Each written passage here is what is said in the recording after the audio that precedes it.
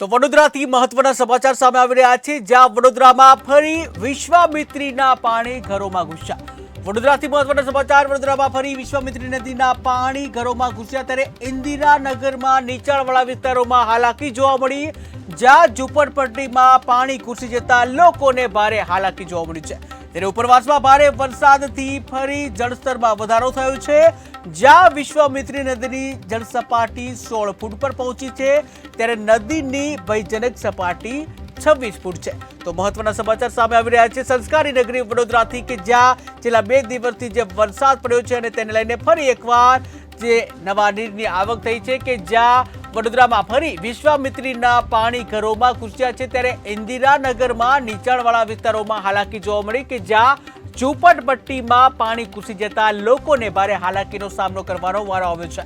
ત્યારે ઉપરવાસમાં ભારે વરસાદથી ફરી જળસ્તરમાં વધારો થયો છે, જ્યાં વિશ્વામિત્રી નદી છે તેની જળસપાટી 16 ફૂટે પહોંચી છે, ત્યારે નદીની ભયજનક જળસપાટી છે 26 ફૂટ છે। ત્યારે વડોદરા શહેરમાં પૂરની સ્થિતિ બાદ ફરી વરસાદની છેલ્લા 2 દિવસથી એન્ટ્રી થઈ છે। વડોદરા શહેરની મધ્યમાંથી પસાર થતી વિશ્વામિત્રી નદીમાં પૂર બાદ પાણી ઓસર્યા હતા અને ફરી ગત રાતે વરસેલા ઉપરવાસના વરસાદ અને વડોદરા જિલ્લામાં થયેલ વરસાદના કારણે વિશ્વામિત્રી નદીની જળસપાટીમાં સતત વધારો થઈ રહ્યો છે।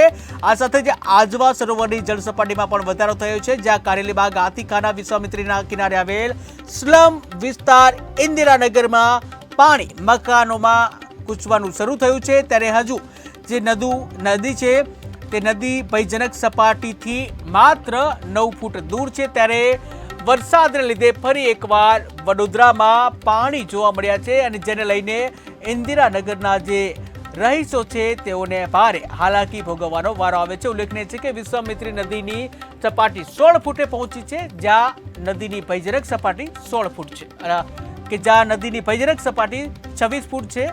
ત્યારે હાલ જે કહી શકાય કે વિશ્વામિત્રી નદીમાં નવા નીરની આવક થઈ છે, અને જ્યાં 16 ફૂટે પહોંચી છે, જ્યાં ભયજનક સપાટી 26 ફૂટ છે।